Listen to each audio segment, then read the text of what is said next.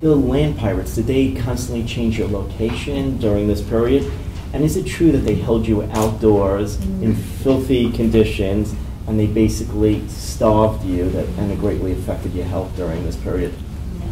I was very surprised because I kept thinking at some point they were going to move us to a compound or to a house, but we moved probably 40 to 50 times through the 93-day period. Sometimes we moved twice a day, 3 times a day, and it was always to just another location out in the middle of nowhere. We just sat under trees during the day, and then we slept out in open fields at night. Sometimes we would be outside of a city called Adado, and we would sit under trees 15 to 20 minutes outside of the city, and then they would drive us basically through town, and then we would sleep in an open field on the other side of town. I don't understand why. I can never understand, why we were sleeping out in open fields. They were always very paranoid about being seen during the day from aircrafts or drones or whatever they thought was up there, but it never occurred to them that maybe something could see us at night. And so they would put us out in the fields. We weren't given much food.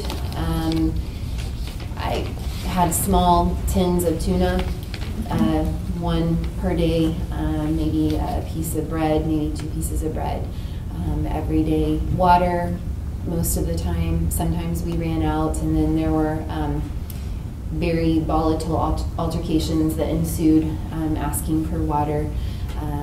Sanitary conditions, you can imagine, you're living out in the desert, so anytime I got water to wash with, they brought it in the same containers that they transported diesel in. So I had to wash with diesel water. And so as a result, I ended up with a really bad urinary tract infection. But because the negotiations were not going as they had hoped, they withheld any kind of antibiotics or medication from me as a punishment, and so then my health began to deteriorate to the point where I was certain that I was going to end up with, or I was heading toward a kidney infection, and I knew that if I did not get treatment, then I was not going to survive. And during this time, did any of these hostage takers, kidnappers, did any of them try to take advantage of you?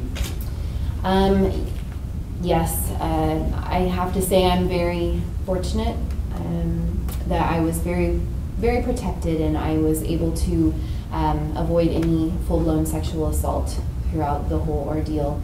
However, I do believe that if it had continued on for many more days and many more months, that was something that I was going to have to deal with as a means of punishment for negotiations not going as they were wanting.